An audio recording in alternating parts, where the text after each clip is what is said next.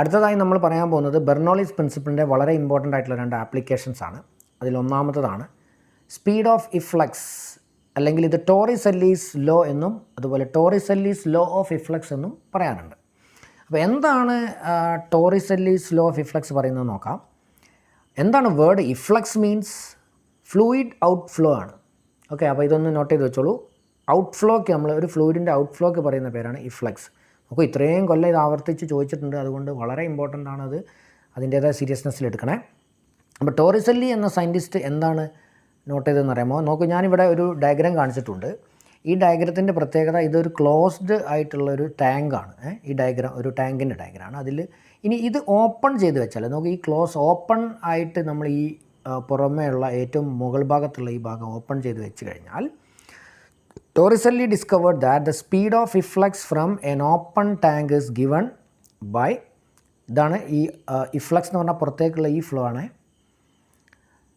A formula identical to that of a freely falling body. അപ്പോൾ freely falling ആയിട്ടുള്ളൊരു body, താഴേക്ക് വീഴുന്ന ആ ബോഡിയുടെ വെലോസിറ്റി, ആ ഹൈറ്റിൽ നിന്ന് എത്രയാണോ താഴേക്ക് വീഴുമ്പോൾ അതിന് വെലോസിറ്റി ഉണ്ട്, അതുപോലെ ഈ ഹൈറ്റ് നോക്കുക, ഇതാണ് ഒറിഫൈസ് എന്ന് പറയുന്നത് ഇവിടെയാണ്. അതായത് ഇത്രയും ഹൈറ്റിൽ നിന്നും ഈ ഒരു ബോഡി ഇങ്ങോട്ട് വീഴുമ്പോൾ എത്രയാണോ സ്പീഡ് ഉണ്ടാവുക, അത്രയും സ്പീഡിലായിരിക്കും ഈ പുറത്തേക്കുള്ള എഫ്ലക്സ് അല്ലെങ്കിൽ ഔട്ട് ഫ്ലോ ഉണ്ടാവുക എന്ന് ആര് കണ്ടുപിടിച്ചു? ടോറിസെല്ലി. എപ്പം? ഒരു ടാങ്ക് തുറന്ന് വെച്ചാൽ മാത്രം. ഓക്കെ, അപ്പോൾ നമുക്കത് എങ്ങനെയാണ് ആ derivation speed of efflux calculate ചെയ്യുന്നത് എങ്ങനെയാണെന്ന് നോക്കാം. ആദ്യം നിങ്ങൾ ഈ ചിത്രം വരച്ച് പഠിക്കണം. ഇതിൽ കാണിച്ചിരിക്കുന്നതൊക്കെ നോക്കണം. ഇതിനെ നമ്മൾ 1 എന്ന റീജിയനാണ് ഇവിടെ വിളിച്ചിരിക്കുന്നത്, ഇത് 2 എന്ന റീജിയനാണ്. ഇവിടെയുള്ള ഏരിയ, ഇവിടെ വളരെ ചെറിയൊരു നാരോ ആയിട്ടുള്ള ഒരു ഏരിയ ആണ് ഈ ഓപ്പണിങ്ങിനുള്ളത്, A1. ഇത് ഇത്രയും ഏരിയ A2. ഓക്കെ, ഇവിടെയുള്ള പ്രഷറിനെ നമ്മൾ P2 = P എന്ന് വിളിക്കാം. അതുപോലെ ഇവിടെയുള്ള പ്രഷറിനെ നമുക്ക് PA അല്ലെങ്കിൽ അറ്റ്മോസ്ഫറിക് പ്രഷർ എന്ന് വിളിക്കാം. ഇവിടുന്ന് പുറത്തേക്ക് പോകുന്ന വെലോസിറ്റിയാണ് V1. അപ്പോൾ പിന്നെ ഇവിടുന്ന് ഉള്ള വെലോസിറ്റി V2 എന്താണെന്ന് നമുക്ക് നോക്കാം, വഴിയെ പറയാം. ഇത്രയും ഹൈറ്റ്, അതായത് ഈ ടാങ്കിൻ്റെ ബോട്ടം ഭാഗത്തു നിന്നും ഇവിടം വരെ, ഒറിഫൈസ് വരെ ഉള്ള ഹൈറ്റ് Y2 ആണ്. അതുപോലെ ഈ ഓപ്പണിംഗ്, പുറത്തേക്കുള്ള ഔട്ട് ഫ്ലോ ഉള്ള ആ ഓപ്പണിംഗ്, ഇത് ബോട്ടം ഭാഗത്തിൽ നിന്നും Y1 ദൂരത്താണെങ്കിൽ, വാട്ട് അബൌട്ട് ദിസ് ഹൈറ്റ്?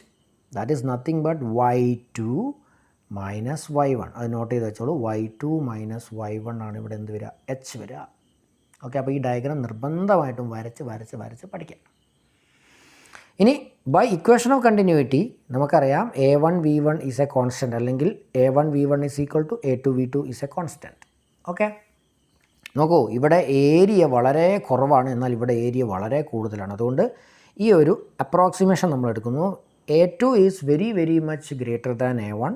നമുക്ക് ഇതിനകത്തുള്ള എന്തിനെ അവോയ്ഡ് ചെയ്യാം? V2നെ അവോയ്ഡ് ചെയ്യാം. അതിൻ്റെ കാരണം V2നുള്ള ഇക്വേഷൻ നമ്മൾ എഴുതി കഴിഞ്ഞാൽ നമുക്ക് എന്താ കിട്ടുക നോക്കൂ, A1 V1/A2 ആണ്. നോക്കൂ ഈ കണ്ടീഷൻ, A2 A1നെ വെച്ച് നോക്കുമ്പോൾ വലിയ ഒരു വാല്യൂ ആണ്. അതുകൊണ്ട് A2 വലുതാവുമ്പോൾ ഇത് ഡിനോമിനേറ്ററാണ്, റിസൾട്ട് വളരെ കുറവായിരിക്കും. അപ്രോക്സിമേറ്റ്ലി നമ്മൾ എന്ത് ചെയ്യുന്നു, അതിനെ 0 എന്നെടുക്കുന്നു. ഓക്കെ, ഇനി നമുക്ക് മുന്നോട്ട് നീങ്ങാം. അപ്പോൾ ഇക്വേഷൻ ഓഫ് കണ്ടിന്യൂറ്റിയാണ് നമ്മൾ ആദ്യം ഇവിടെ അപ്ലൈ ചെയ്തത്. ഇനി നമ്മൾ അപ്ലൈ ചെയ്യാൻ പോകുന്നത് ബെർണോളിസ് പ്രിൻസിപ്പിൾ ആണ്. Applying Bernoulli's principle at point 1 and 2 നമുക്ക് എന്താ കിട്ടുക നോക്കാം. ആ ഡയഗ്രാം നമുക്ക് ഒന്നും കൂടി റെഫർ ചെയ്യാം.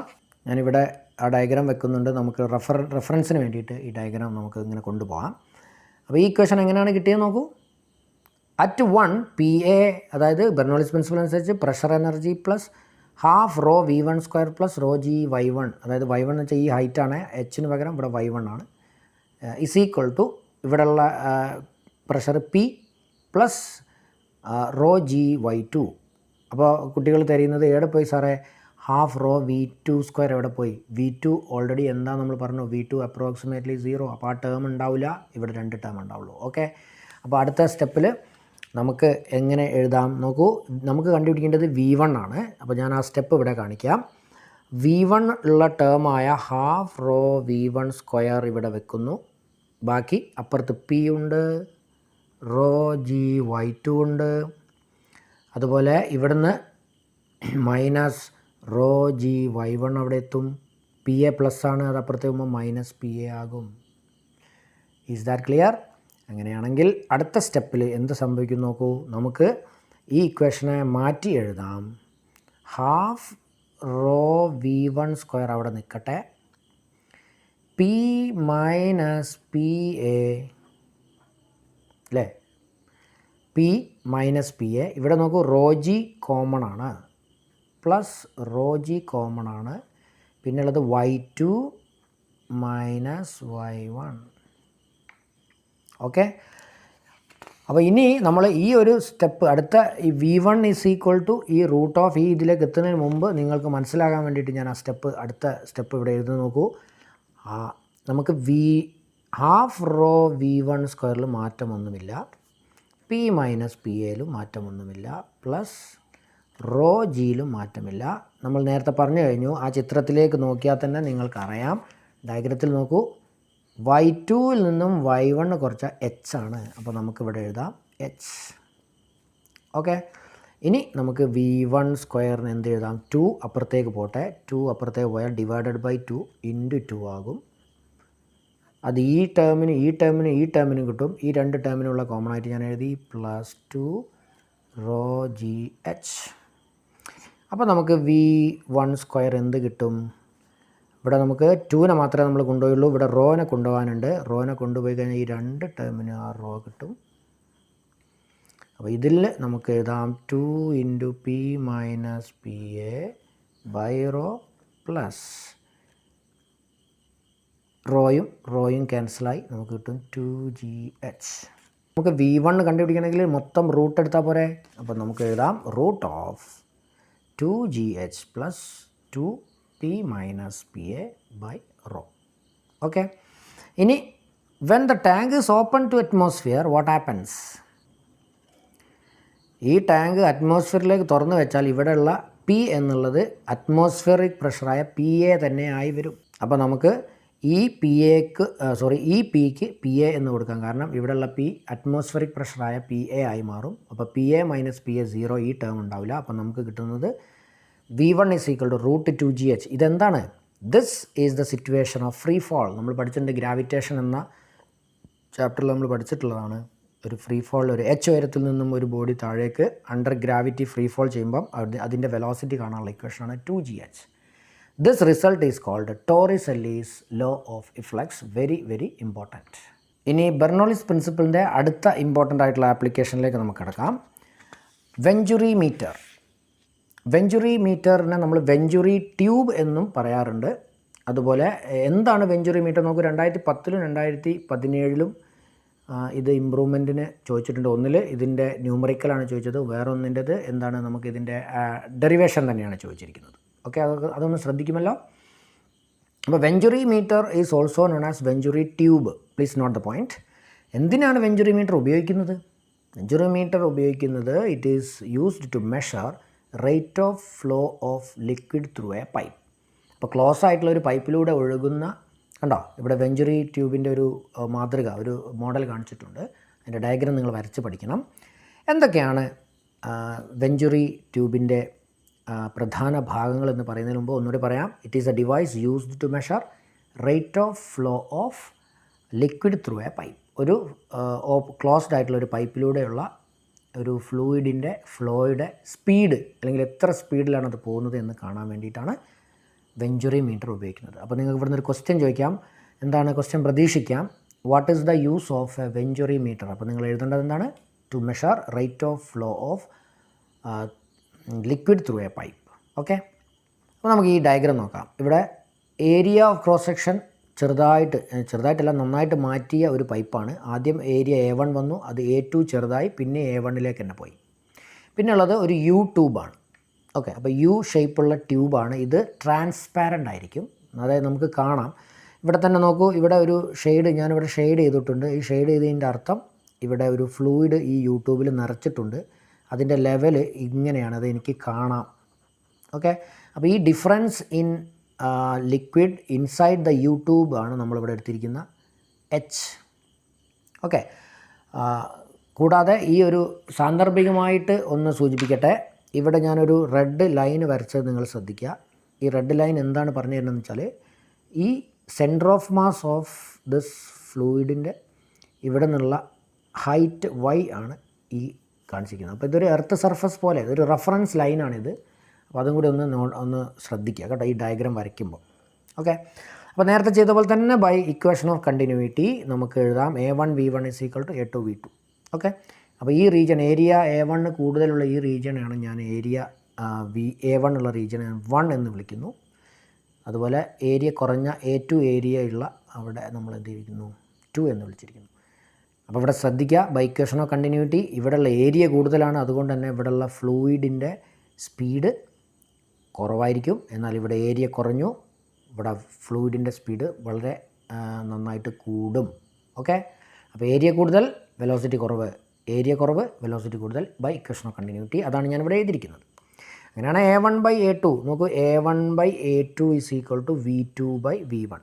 ഓക്കെ, ഇത് നമുക്ക് ഇക്വേഷൻ നമ്പർ 1, ഇവിടുത്തെ ഇക്വേഷൻ നമ്പർ 1 എന്ന് വിളിക്കാം. നേരത്തെ ചെയ്ത പോലെ തന്നെ ബൈ ബെർണോളിസ് തിയറം എന്താ വരിക, ഇവിടെയുള്ള pressure energy plus ½ raw V1², അതായത് ഇവിടെയുള്ള V1 വെലോസിറ്റിയിലാണെങ്കിൽ V1² പ്ലസ് ഇവിടെ ഒരു ടേം കൂടി ഉണ്ട്, അത് ഞാനിവിടെ നിങ്ങൾക്ക് കാണിക്കാം. P1 + ½ റോ V1² പ്ലസ് ശരിക്കും ഇവിടെ റോ GY എന്നൊരു ടേം വരും. എന്താ കാരണം, ഇവിടെയുള്ള potential energy centre of mass എത്ര ഹൈറ്റിലാണ് എർത്തിൽ നിന്ന് നോക്കുക, അത് ഞാൻ Y കാണിച്ചിരിക്കുന്നത്. P2 + ½ റോ V2² പ്ലസ് ഒരു ടേം കൂടി വരും ഇവിടെയുള്ള ഹൈറ്റ്, അതും സെൻറ്റർ ഓഫ് മാസ് നിന്ന് ഇങ്ങോട്ടുള്ള ഹൈറ്റാണ്. അത് മാറ്റമൊന്നുമില്ല, സെൻറ്റർ ഓഫ് മാസിന് ഒരു മാറ്റവും ഇല്ലാത്തതുകൊണ്ട് അതും റോ GY ആയിരിക്കും. അപ്പോൾ എന്താ സംഭവിക്കുക, ഇതും ക്യാൻസലായി. അപ്പോൾ അത് കാണാതെ പഠിച്ച് വെക്കണ്ട. അപ്പോൾ ഞാനത് കാണിച്ചു തരാൻ വേണ്ടിയിട്ടാണ് ഈ സ്റ്റെപ്പ് ഞാൻ അഡീഷണലായിട്ട് എഴുതിയിരിക്കുന്നത്. ഇത് എഴുതിയിട്ട് വേണം നിങ്ങളിത് എഴുതാൻ. ഓക്കെ, അപ്പോൾ നമുക്ക് അടുത്ത സ്റ്റെപ്പിലേക്ക് പോകാം. അടുത്ത സ്റ്റെപ്പിൽ നമുക്ക് നേരത്തെ കിട്ടിയ ഇക്വേഷൻ നമുക്ക് മാറ്റി എഴുതാം. P1 - P2 = ½ raw V2² - V1². അത് എങ്ങനെയാണ് കിട്ടുന്നത് എന്ന് ഡൗട്ടുള്ളവർ ഒന്ന് ശ്രദ്ധിക്കുക. നമുക്ക് നേരത്തെ കിട്ടിയത് P1 + ½ raw V1² = P2 + ½ raw V2² എന്നായിരുന്നു. ഇതിനകത്തുനിന്ന് നോക്കൂ, P2 ഇങ്ങോട്ട് കൊണ്ടുവരിക. അപ്പോൾ എന്ത് വരും, P1 - P2 = ½ റോ V2² അവിടെ ഉണ്ടല്ലോ, ഈ പ്ലസ് ½ റോ V1² അങ്ങോട്ട് കൊണ്ടുപോയാൽ -½ റോ V1². അപ്പോൾ ഇവിടെ റോയും ഹാഫും കോമൺ ആണ്. നോക്കൂ, ഈ ഇക്വേഷൻ നമുക്ക് കിട്ടി. ക്ലിയർ. അടുത്ത സ്റ്റെപ്പിൽ നമുക്ക് P1 - P2 = ½ റോ, ഇവിടെ നിന്നൊരു V1² പുറത്തേക്ക് എടുക്കാം. അപ്പോൾ ഇവിടെ സ്വാഭാവികമായിട്ടും കുട്ടികളുടെ ഡൗട്ട്, അല്ല സാറേ ഇവിടെ V1 ഇല്ലല്ലോ, അതിന് പുറത്തേക്ക് എടുക്കാൻ V1² ഇല്ലല്ലോ എന്നല്ലേ. എന്നാൽ നോക്കൂ, V1² പുറത്തേക്ക് എടുത്തത് കൊണ്ട് തന്നെ ഞാനിവിടെ V1² ഡിവൈഡ് ചെയ്തിട്ടുണ്ട്. മൈനസ് ഈ V1² പുറത്തെടുത്താൽ അവിടെ ഒന്നും ഉണ്ടാവില്ല, 1 ആണ് ഉണ്ടാവുക. ഓക്കെ, അപ്പോൾ ഈ ഇക്വേഷൻ എന്ത് മാറ്റം വരും, P1 - P2 = ½ റോ V1². തൊട്ട് മുമ്പേ നമ്മൾ നേരത്തെ ഇക്വേഷൻ ഓഫ് കണ്ടിന്യൂറ്റി അനുസരിച്ച് നമ്മൾ എഴുതി വെച്ചിട്ടുണ്ടായിരുന്നു V2/V1 = A1/A2 എന്ന്. അപ്പോൾ പിന്നെ V2²/V1² എന്താ, A1²/A2². അതാണ് നിങ്ങളിവിടെ കാണുന്നത് -1. ഓക്കെ, ഇനി നമ്മൾ ഒരു യൂട്യൂബിൽ നമുക്ക് നേരത്തെ ഞാൻ പറഞ്ഞിട്ടുണ്ടായിരുന്നു, ഏതൊരു ലിക്വിഡ് കോളവും അതിൻ്റെ ഹൈറ്റ് h ആണെങ്കിൽ നോക്കൂ, ഇവിടെ ഒരു പ്രഷർ എന്താ സംഭവിക്കുന്നത് നോക്കൂ, പൊട്ടൻഷ്യൽ എനർജിക്ക് മാറ്റമൊന്നുമില്ല. എന്നാൽ ഇവിടെയുള്ള സ്പീഡ് കൂടുന്നത് കൊണ്ട് ഇവിടെയുള്ള കൈനറ്റിക് എനർജിനേക്കാൾ കൂടുതൽ കൈനറ്റിക് എനർജിയാണ് ഇവിടെ ഉണ്ടാവുക. അപ്പോൾ നമുക്ക് പ്രഷർ എനർജിയും കൈനറ്റിക് എനർജിയും പൊട്ടൻഷ്യൽ എനർജിയും കൂട്ടിയ കോൺസ്റ്റൻറ്റ് കിട്ടണം. പൊട്ടൻഷ്യൽ എനർജി മാറ്റമില്ല, കാരണം നോക്കൂ ഇവിടെയും ഹൈറ്റിൽ ഒരു വ്യത്യാസമില്ല. അപ്പോൾ ഇവിടെ ഉള്ളതിനേക്കാളും സ്പീഡ് ഇവിടെ കൂടുന്നത് കൊണ്ട് തീർച്ചയായും ഇവിടെയുള്ള പ്രഷർ കുറഞ്ഞ് ഇവിടെയുള്ള പ്രഷറിനേക്കാളും നിൽക്കണം. അപ്പോൾ ഇവിടെയുള്ള പ്രഷർ കൂടുതൽ, ഇവിടെയുള്ള പ്രഷർ കുറവ്. അപ്പോൾ എല്ലാവരും ആ ഒരു പോയിൻ്റ് എഴുതി വെക്കണം. എന്താണത്, ഒരു സ്ട്രീം ലൈൻഡ് ഫ്ലോയിൽ എവിടെയാണോ സ്പീഡ് കൂടുന്നത് അവിടെ പ്രഷർ കുറവായിരിക്കും. അപ്പോൾ ഇവിടെ സ്പീഡ് കുറവാണ്, ഇവിടെ സ്പീഡ് കൂടുതലാണ്. അതുകൊണ്ട് ഇവിടുത്തെ പ്രഷർ കൂടുതലാണ്, ഇവിടുത്തെ പ്രഷർ കുറവാണ്. അതുകൊണ്ട് തന്നെ ഇവിടെ 4 ഭാഗത്തേക്ക് ഒരു പുഷ് വരും. ആ പുഷ് കൊണ്ട് ഈ ഒരു ലിക്വിഡ് ഇങ്ങോട്ട് നീങ്ങും. ഇവിടെ ഒരു പുള്ള് വരും, കാരണം ഇവിടെ പ്രഷർ കുറവാണ്. ഒരു സക്കിംഗ് എന്ന് പറയും. ഇവിടെ ഒരു പുഷിംഗ് ആണ് വരുന്നതെങ്കിൽ ഇവിടെ ഒരു സക്കിംഗ് ആണ് വരിക. അപ്പോൾ ഇവിടെ നിന്ന് ഇങ്ങോട്ട് വരും. അപ്പോൾ ഇങ്ങനെ പുഷും വരും, അങ്ങോട്ട് പുള്ളും വരും. അപ്പോൾ ഇങ്ങനെ നീങ്ങും അല്ലേ. അപ്പോൾ ഇവിടെ ഒരു ഹൈറ്റ് വ്യത്യാസം, അത് എന്തിന് ഈക്വലാണെന്ന് നമ്മൾ പറഞ്ഞു കഴിഞ്ഞു. That is that pressure is equal to, ആ പ്രഷറല്ല, പ്രഷർ ഡിഫറൻസാണ്. ഓക്കെ, ഇവിടെയുള്ള പ്രഷർ ഡിഫറൻസിനെ നമുക്ക് വിളിക്കാം P1 മൈനസ് P2. അപ്പോൾ നമുക്ക് P1 മൈനസ് P2നെ എഴുതാം H റോ G. പക്ഷേ ഇവിടെ നമ്മൾ റോ എം എടുക്കാനുള്ള കാരണം എന്താണെന്നറിയാമോ? ഈ പൈപ്പിലൂടെ ഒഴുകുന്ന, വേരിയിങ് ഏരിയ ഓഫ് ക്രോസ് സെക്ഷനിലൂടെ ഉള്ള പൈപ്പിലൂടെ ഒഴുകുന്ന വെള്ളത്തിൻ്റെ ഡെൻസിറ്റി അല്ല, വേറൊരു ഡെൻസിറ്റിയാണ് നമ്മളിവിടെ എടുത്തിരിക്കുന്നത്. അത് മിക്സപ്പ് ചെയ്ത് പോവാതിരിക്കാൻ വേണ്ടിയിട്ടാണ് നമ്മളങ്ങനെ എടുത്തിരിക്കുന്നത്. അതുകൊണ്ട് തന്നെ നമുക്ക് വേറെ ഒരു ഡെൻസിറ്റി എന്നുള്ള അർത്ഥത്തിൽ റോ എം എന്ന് വിളിക്കാം. ഓക്കെ, അപ്പോൾ ഈ ഇക്വേഷൻ്റെയും പ്രത്യേകത നോക്കൂ, ലെഫ്റ്റ് സൈഡ് ഈക്വൽ ആണ്. അതുകൊണ്ട് നമുക്ക് ഇതിനെ രണ്ടിനെയും എന്ത് ചെയ്യാം, കമ്പയർ ചെയ്യാം. എങ്ങനെ? ഈ ഇക്വേഷൻ്റെ റൈറ്റ് സൈഡിലുള്ളത് ഇസ് ഈക്വൽ ടു ഈ ഇക്വേഷൻ്റെ റൈറ്റ് സൈഡിലുള്ളത്. നമുക്ക് എന്താ കണ്ടുപിടിക്കേണ്ടത്? നമുക്ക് കണ്ടുപിടിക്കേണ്ടത് ഈ പൈപ്പിലൂടെ ഒഴുകുന്ന ഫ്ലോ, അതായത് V1 ആണ് നമുക്ക് കണ്ടുപിടിക്കേണ്ടത്. കാരണം എവിടുന്നോ വരുന്ന പൈപ്പാണ്, ഇവിടെ ഏരിയ ഓഫ് ക്രോസ് സെക്ഷൻ കുറച്ചു എന്നുള്ളത് ശരിയാണ്, പക്ഷേ പിന്നെ പോയി വെള്ളം കൊണ്ടുപോകപ്പെടുന്നത് ഇതേ ഏരിയയിലേക്കാണ്. അതുകൊണ്ട് നമുക്ക് ഇവിടെയുള്ള താൽക്കാലിക സ്പീഡല്ല, V2 അല്ല കാണേണ്ടത്, നമുക്ക് V1 ആണ്. അപ്പോൾ നമുക്ക് V1 എങ്ങനെ കണ്ടുപിടിക്കാൻ നോക്കൂ. ഈ ടേമിനെ നമുക്ക് എഴുതാം ഹാഫ് റോ V1 സ്ക്വയർ. നമുക്ക് V1 ആണ് കണ്ടുപിടിക്കേണ്ടത്, A1 square by A2 square minus 1 which is equal to ഇതിൻ്റെ റൈറ്റ് സൈഡ് എന്താ വരിക, H റോ mg. ഓക്കെ, അപ്പോൾ നമുക്കിവിടെ V1 എങ്ങനെ കണ്ടുപിടിക്കാം? V1 സ്ക്വയർ നമുക്ക് എന്തൊക്കെ കിട്ടും നോക്കൂ. H റോ mg അപ്പുറത്ത് ഓൾറെഡി ഉണ്ട്, H റോ mg അപ്പുറത്തുണ്ട്. ഈ 2 മേലോട്ട് പോവും, അതുപോലെ റോ അടിയിലേക്ക് വരും. പിന്നെ എന്താണ്, ഈ മൊത്തം ടേമും അടിയിലേക്ക് വരും. എന്താണത്? A1 square by A2 square minus 1. Okay, അപ്പോൾ ഞാൻ ഇവിടെ ഒന്ന് വൃത്തിയായിട്ട് നമുക്കിവിടെ ഒന്ന് എഴുതി നോക്കാം. എന്താണ് ഒരു വെഞ്ചുറി ട്യൂബിലൂടെയുള്ള ഈ A1 ഏരിയയുള്ള ഫ്ലൂയിഡിൻ്റെ സ്പീഡ് ഇപ്പോൾ എത്രയായിരിക്കും? V1 is equal to, ഇവിടെ V1 സ്ക്വയർ ആണ്, റൂട്ട് ഓഫ്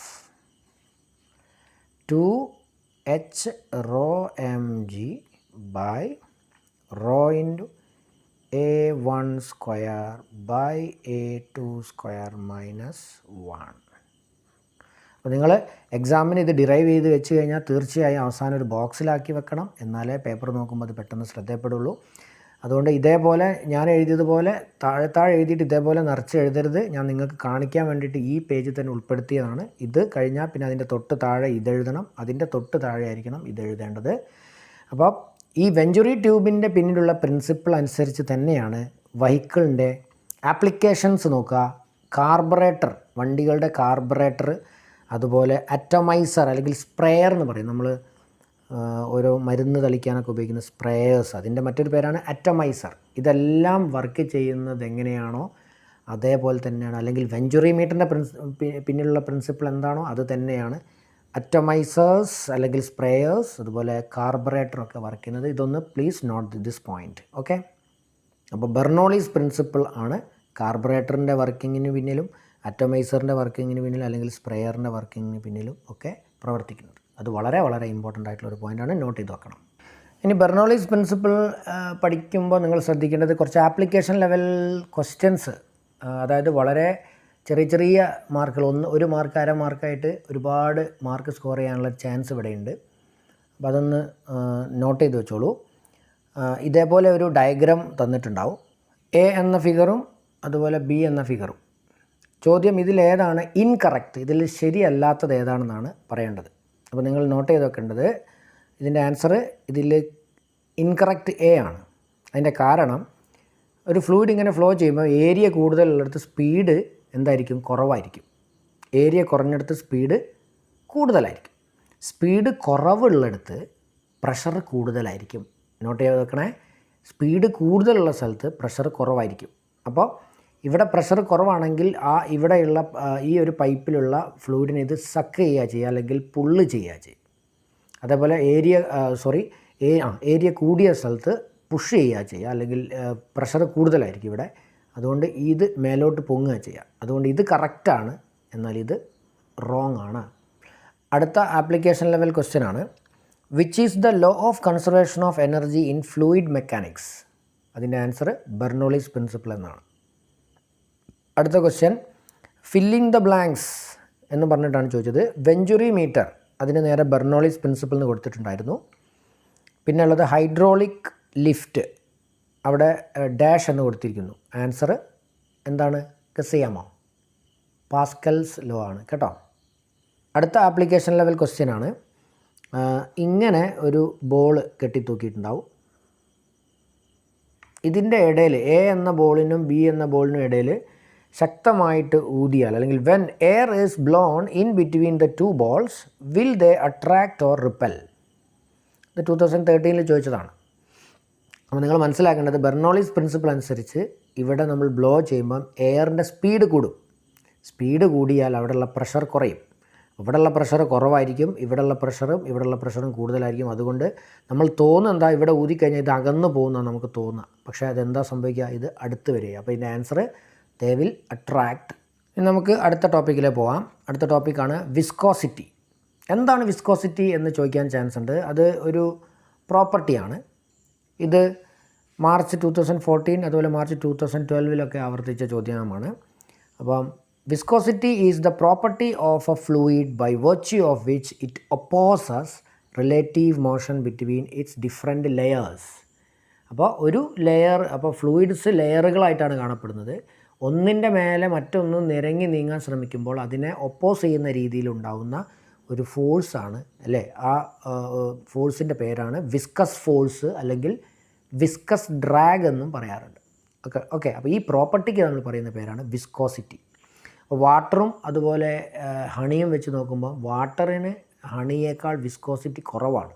നേരെ തിരിച്ച് ഹണിക്ക് അല്ലെങ്കിൽ തേനിന് വാട്ടറിനേക്കാൾ വിസ്കോസിറ്റി കൂടുതലാണ്. അപ്പോൾ മടി ഏറ്റവും കൂടുതലായിരിക്കും ഒഴുകാൻ തേനിനായിരിക്കും. ഓക്കെ. അപ്പോൾ ഇവിടെ കോഎഫിഷ്യൻ്റ് ഓഫ് വിസ്കോസിറ്റി കാണാനുള്ള ഇക്വേഷൻ ഒന്ന് നോട്ട് ചെയ്ത് വെച്ചോളൂ. ഇത് മാർച്ച് 2010 ചോദിച്ചിട്ടുണ്ട്. അപ്പോൾ ന്യൂട്ടൺ കണ്ടുപിടിച്ചിട്ടുണ്ട് F = η × AV/L. അപ്പോൾ ഈ ഇക്വേഷൻ ഒന്ന് കാണാതെ പഠിക്കണം. ഈ ഈറ്റയാണ് എന്ത്? Coefficient of viscosity.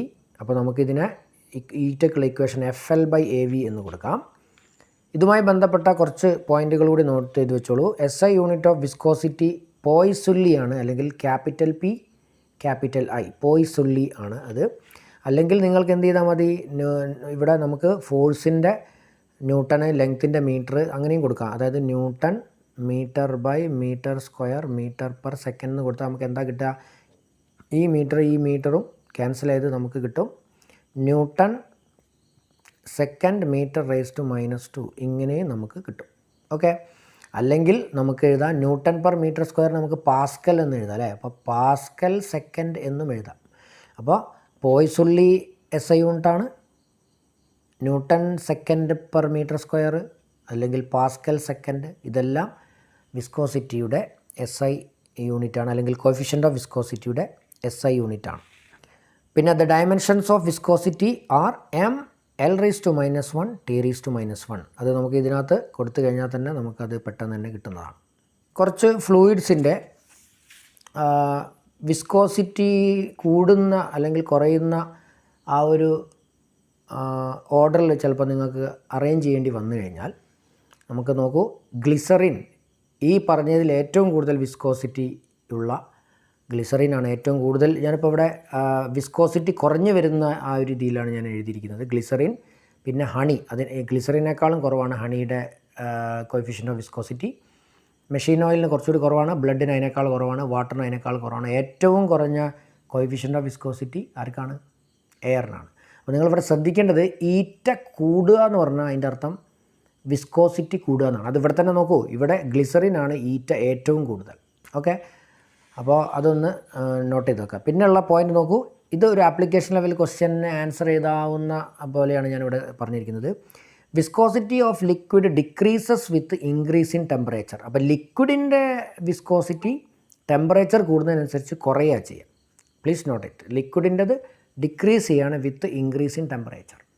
എന്നാൽ viscosity of gas, that is very important, 2 വർഷം ചോദിച്ച ചോദ്യമാണ്. Viscosity of gas increases with increase in temperature. അപ്പോൾ ഇത്രയാണ് വിസ്കോസിറ്റിയെക്കുറിച്ച് പറയാനുള്ളത്. ഇനി നമുക്ക് കുറച്ചുകൂടി ഇമ്പോർട്ടൻ്റ് ആയിട്ടുള്ള സ്റ്റോക്സ് ലോയിലേക്ക് കിടക്കാം. എന്താണ് സ്റ്റോക്സ് ലോ നോക്കാം.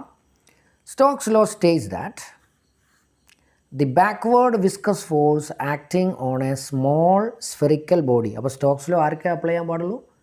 സ്ഫെറിക്കൽ ബോഡീസിന് മാത്രം. Of radius R moving with a uniform velocity V through a fluid of viscosity eta is given by F V is equal to viscous force എന്ന അർത്ഥത്തിലാണ് എഫ് വി ഇവിടെ ഞാൻ ഉപയോഗിച്ചിട്ടുള്ളത് 6 pi eta R V. This is very important. ഇത് match the ഫോളോയിങ്ങിനും നിങ്ങൾക്ക് ഉപകാരപ്പെടും. അല്ലെങ്കിൽ ഇങ്ങനെ നോക്കൂ, 2020-ലും 2010-ലും ഇത് സ്റ്റോക്സ് ലോ സ്റ്റേറ്റ് ചെയ്യാനും അതുപോലെ തന്നെ ഈക്വേഷൻ എഴുതാനും ചോദിച്ചിട്ടുണ്ടായിരുന്നു. അതുകൊണ്ട് ഈ സ്റ്റേറ്റ്മെൻറ്റ് ഇപ്പം തന്നെ എഴുതി പഠിക്കാം. ഓക്കെ.